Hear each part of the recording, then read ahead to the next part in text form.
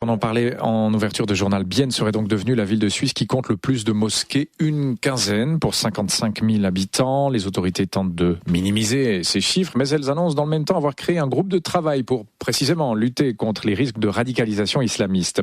Ça, c'est bel et bien la voie à suivre selon André Duvillard, délégué au réseau national de sécurité. Cet ancien policier a fait le tour de Suisse ces derniers mois pour voir où sont les failles, mais surtout les bonnes initiatives en matière de prévention du terrorisme. Ludovic Rocky l'a rencontré alors qu'il mettait la dernière main à son rapport, très attendu, à Berne. Il a commencé par lui demander s'il fallait désormais ajouter Bienne aux zones à risque, qui étaient jusqu'ici les grands centres urbains genevois et zurichois. Alors, l'objectif premier du rapport n'est pas forcément d'établir, on va dire, une cartographie des lieux à risque, mais bien plus de proposer toute une série d'outils pour prévenir cette forme de radicalisation. On est tous conscients que ce problème va encore nous occuper quelques années. Alors c'est vrai qu'en Suisse, on connaît quelques hotspots, si on peut le dire ainsi, mais évidemment que dans la durée, ça peut toucher des cantons de moindre importance. Et je pense que c'est la raison pour laquelle notre approche, elle est globale face à cette problématique.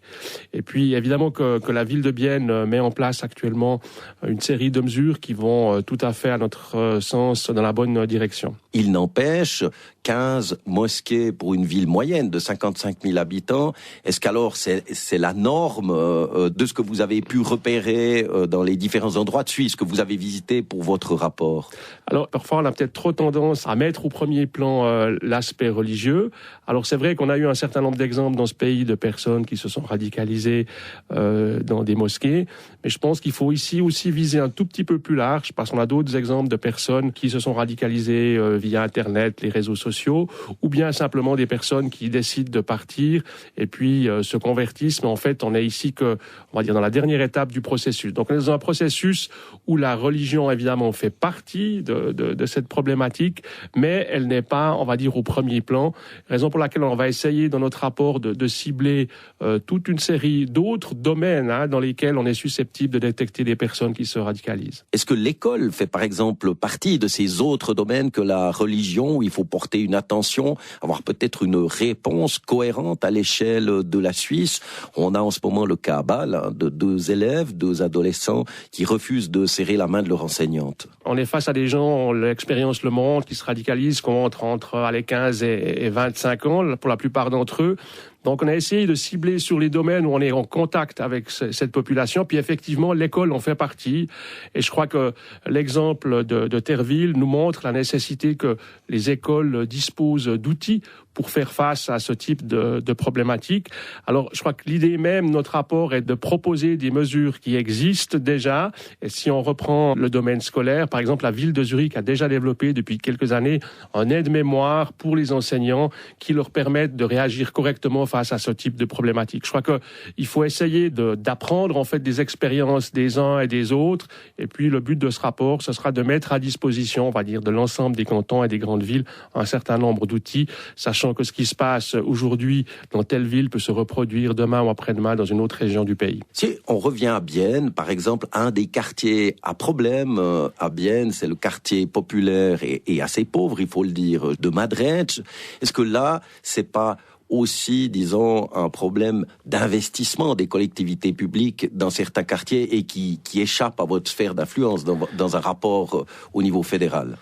Alors, dans le cadre des nombreux contacts qu'on a eus, on s'est aussi rendu compte qu'on va dire l'aménagement du territoire est aussi un des facteurs qui peut jouer un rôle dans la prévention.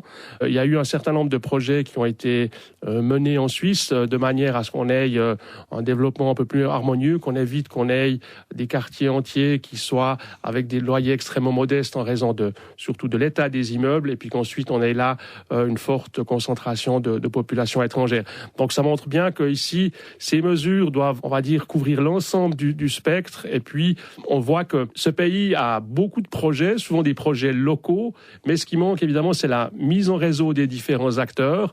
Et je crois que c'est ce que la ville de Bienne a compris aujourd'hui, parce que pour faire face à ce type de problématique, ça sert à rien de travailler en silo. Vous ayez autour de la table les gens qui représentent le domaine scolaire, vous ayez les éducateurs sociaux, les travailleurs de rue, la police. Et je pense que c'est ces gens-là ensemble qui doivent appréhender le problème et de voir quelles mesures il faut prendre. Je crois que le but même, c'est d'avoir une détection aussi précoce que possible, et puis ensuite de déterminer à quel moment on passe, on va dire, dans la zone rouge, qui est celle du sécuritaire, où là, c'est évidemment le service de renseignement, les polices qui prennent le relais.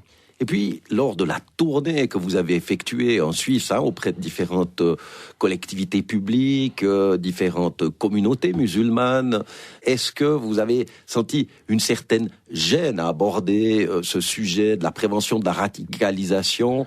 Et est-ce qu'il y a encore un tabou?